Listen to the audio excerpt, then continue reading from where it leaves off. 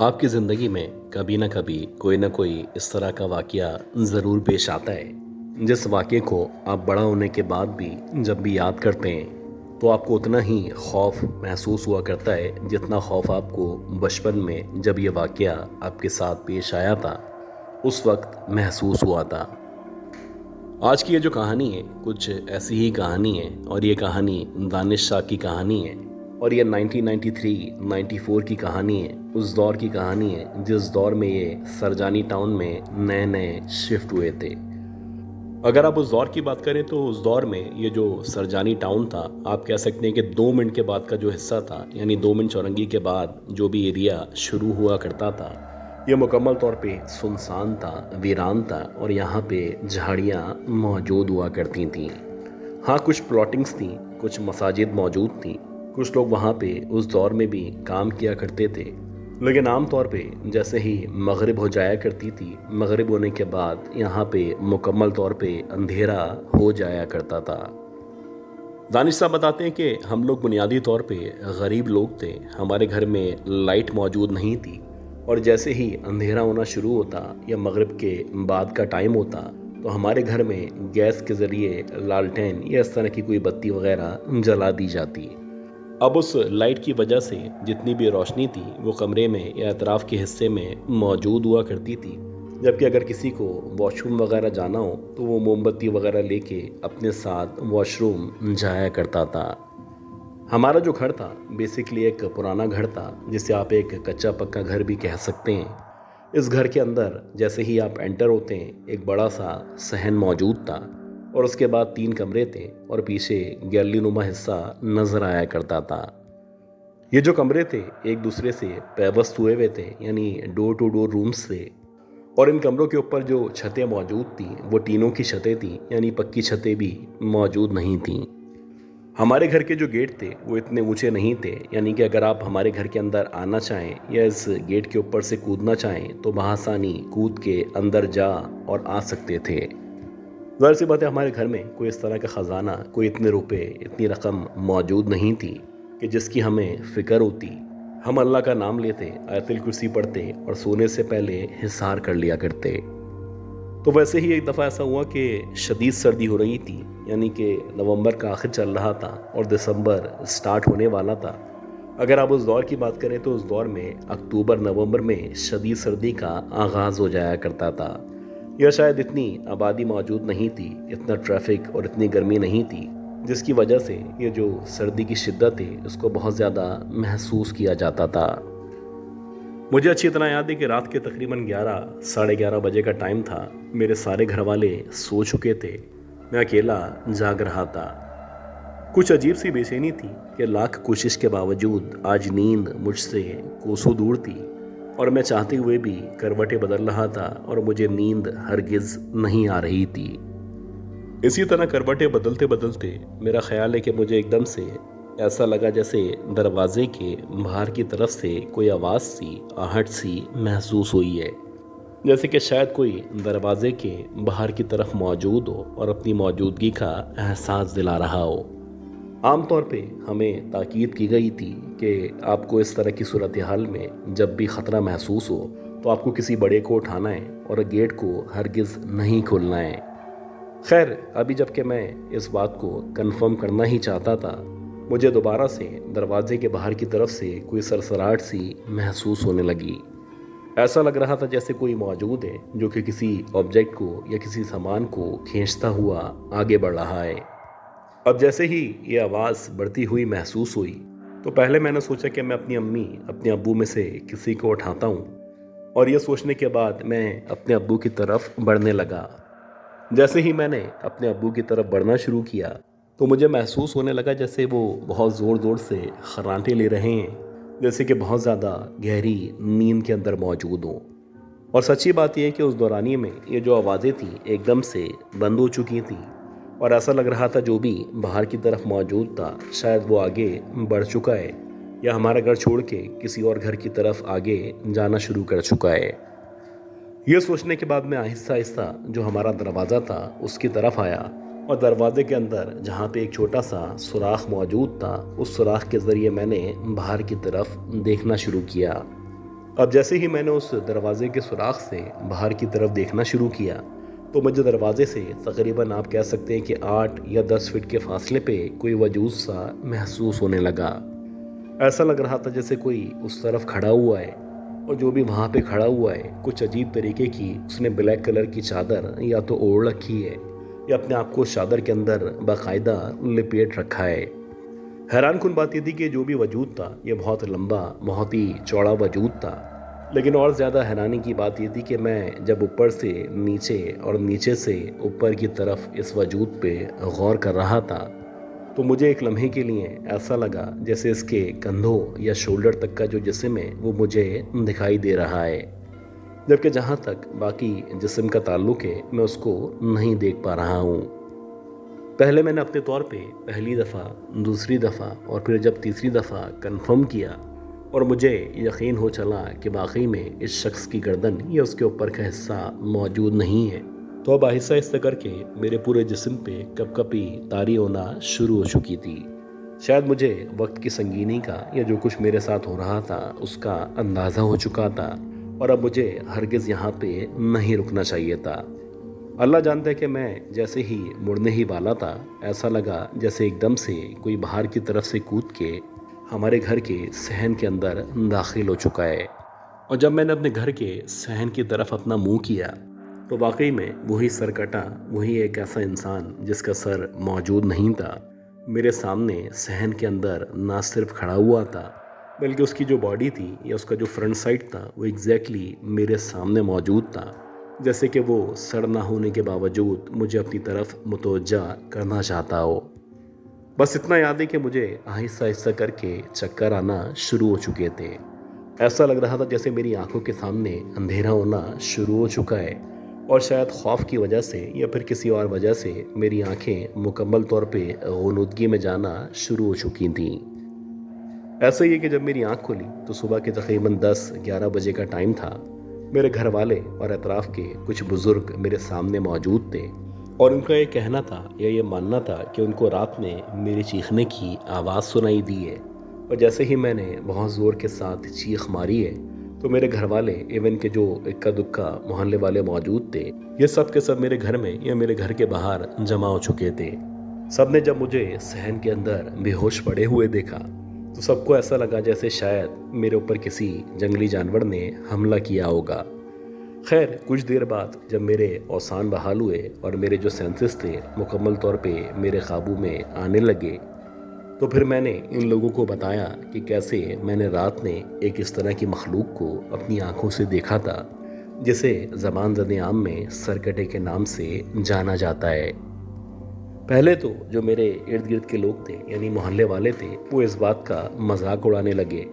لیکن کہا جاتا ہے کہ کچھ وقت گزرنے کے بعد ان لوگوں نے بھی اس ایریے کے اندر اس سرکٹے کو اپنی آنکھوں سے نہ صرف دیکھا تھا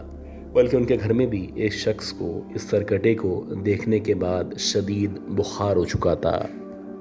آہستہ آہستہ کر کے جیسے جیسے اس علاقے کی آبادی بڑھتی چلی گئی ویسے ویسے ہمارے گھر اور اس کے اطراف میں بہت سارے بنگلے گھر تعمیر ہونا شروع ہو چکے تھے۔ کہا جاتا ہے کہ کافی عرصے تک سرجانی ٹاؤن کے اندر بہت سارے لوگوں نے اس سرکٹے کو اپنی آنکھوں سے نہ صرف دیکھا ہے بلکہ ان کا یہ ماننا ہے یا شاید ان کا یہ عقیدہ ہے کہ آج بھی اگر کوئی اس طرف یعنی اس جھاڑی نما ایریے میں جانے کی کوشش کرتا ہے تو وہاں پہ کسی نہ کسی کو وہ سرکٹا ضرور نظر آیا کرتا ہے۔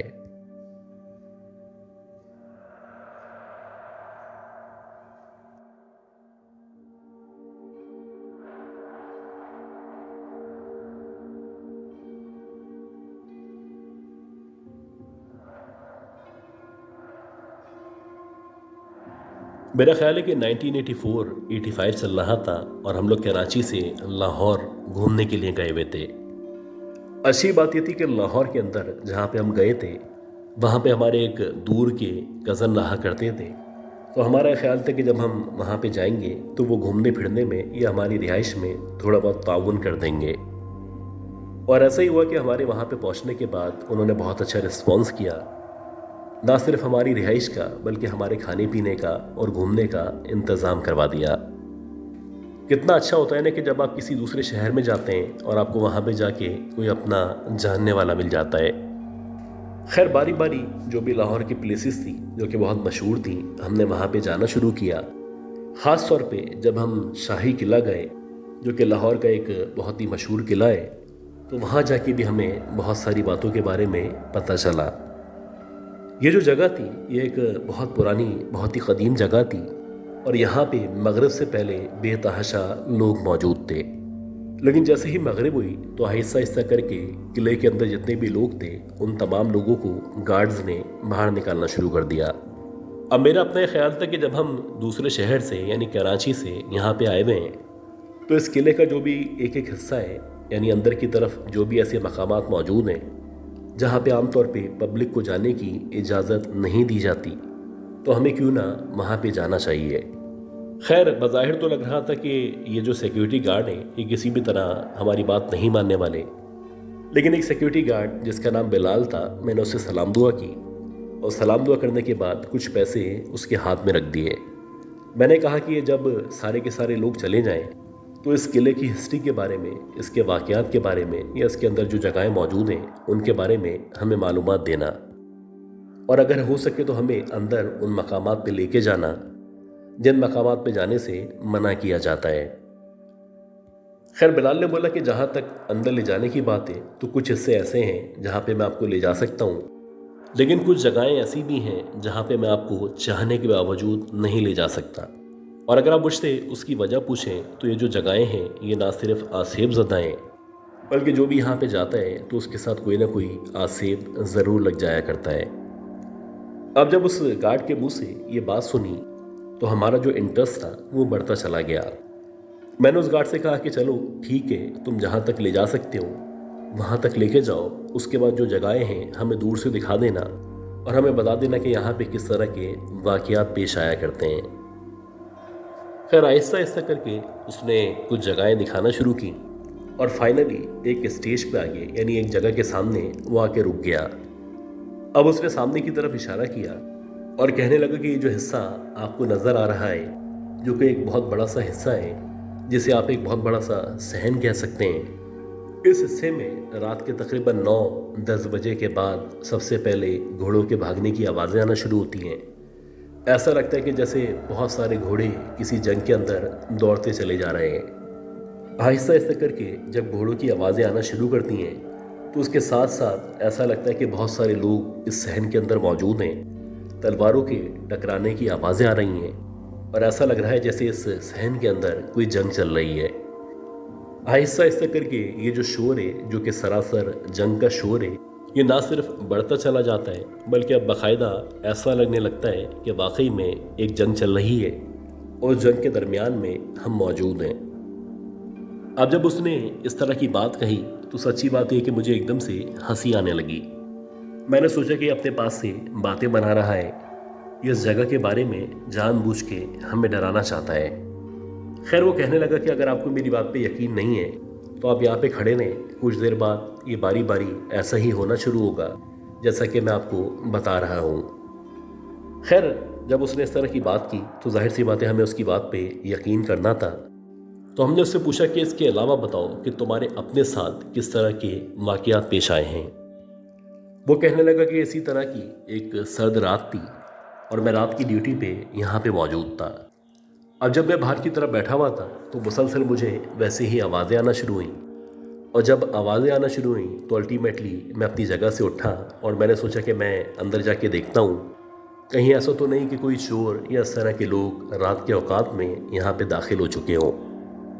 جیسے جیسے میں آگے بڑھ رہا تھا ویسے ویسے اب مجھے لگ رہا تھا کسی نے مجھے فالو کرنا شروع کیا ہے،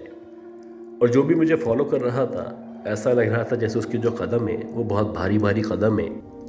یعنی کہ جو بھی شخص میرے پیچھے موجود تھا اس کا بہت زیادہ وزن لگ رہا تھا. مجھے پتا تھا کہ اگر میں پلٹوں گا، پلٹنے کے بعد پیچھے دیکھوں گا تو یقیناً میرا سامنا کوئی نہ کوئی اس طرح کی مخلوق سے ہو جائے گا جس کا سامنا کرنے کا میرے اندر تپڑ نہیں ہے. خیر میں سیدھا چلتا چلا گیا اور جب میں نے اس کی آوازوں کو یا اس کے مجھے فالو کرنے کو نظر انداز کیا تو اب باقاعدہ کسی نے میرا نام لے کے مجھے پکارا. مجھے ایسا لگا کہ میری بیٹی یا میرا بیٹا میرے پیچھے موجود ہیں اور وہ مجھے بابا کہہ کے یا میرا نام لے کے پکار رہے ہیں.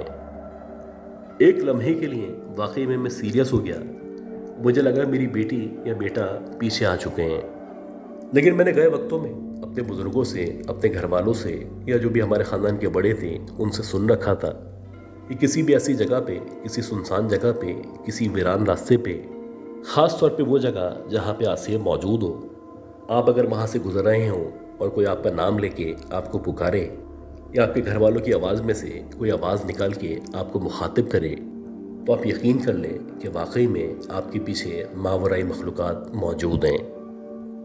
جب میں نے نوازوں کو مکمل طور پہ نظر انداز کیا اور میں آگے بڑھتا چلا گیا، تو مجھے ایک دم سے اپنی ماں کی آواز آنا شروع ہوئی. ایسا لگ رہا تھا جیسے میری ماں روتے روتے میرا نام پکار رہی ہے اور وہ کہہ رہی ہے کہ بیٹا مجھے تمہاری مدد کی ضرورت ہے. حیران کن بات یہ تھی کہ میری ماں کو مرے ہوئے اس ٹائم پہ بھی 1 یا 1.5 سال گزر چکا تھا، اور کسی بھی طور میری ماں کا واپس آنا یا مجھے مخاطب کرنا یہ کسی بھی طرح ممکن نہیں ہو سکتا تھا. خیر، میں نظر انداز کرتے ہوئے جب میں آگے بڑھتا چلا گیا تو ایک وقت ایسا آیا کہ مجھے اب لگ رہا تھا میرے پیچھے کسی عورت نے چلنا شروع کیا ہے. جو بھی عورت میرے پیچھے پیچھے چل رہی تھی، ایسا لگ رہا تھا جیسے اس نے پائل یا گھنگرو پہن رکھے ہیں، اور جیسے جیسے وہ میرے پیچھے بڑھ رہی ہے ویسے ویسے اس کی آواز یا ان گھنگرو کی آواز بڑھتی چلی جا رہی ہے. اس دورانیے میں جتنی بھی قرآنی آیات، تلاوت، یہ سب کچھ مجھے آیا کرتا تھا، میں نہ صرف اس کی تلاوت کرتا چلا گیا بلکہ مسلسل میں نے ان تمام باتوں کو اگنور کرنا بہتر سمجھا.